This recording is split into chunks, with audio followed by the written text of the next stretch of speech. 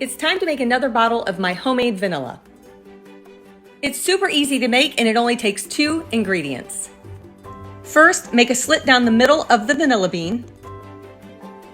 Add the beans into a bottle.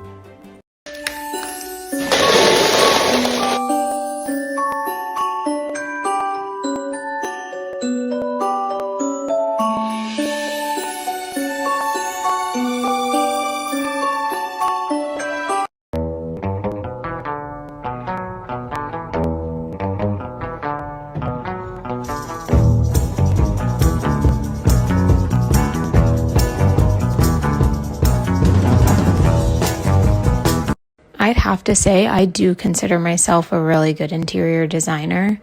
I mean, after all, I did study at the most prestigious school there is, and I'm sure you've heard of it. It's called Goodwill. Happy Sunday. Hope you're having a good weekend.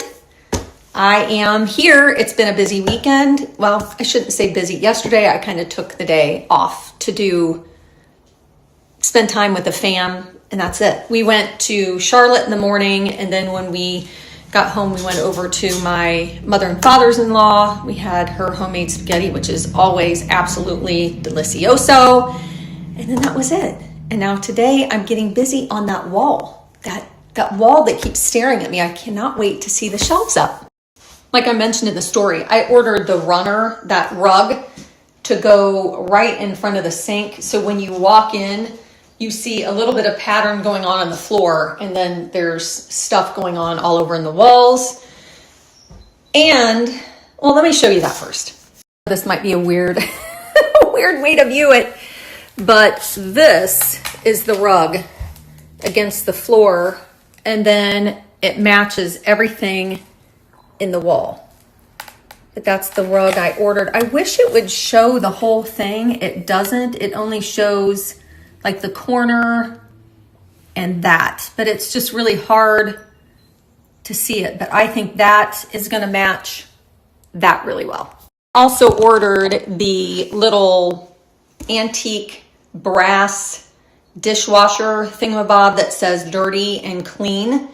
And I ordered a copper colored spoon rest because I'm always laying the spoon on the counter. And I put my email in. This is for the Magnolia site. If you put your email in and have never used their site before for an order, you get 20% off that purchase.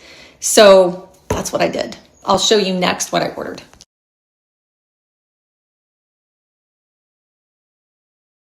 So today I'm going to be working on the wall. I'm going to start working on the shelves first because I'm going to make chunky shelves. I've never made these before, but this is what I envisioned in my mind. I'm going to take 2 boards, glue them together, and put a board over the seam. It will be, it's hard to explain. What I'm going to do, imagine there's a board like this. I'm going to glue those together. They're laying like this. And then on the outside, I'm going to put a board like this. So the board actually looks chunky. I think it will work. I'm pretty sure it will work.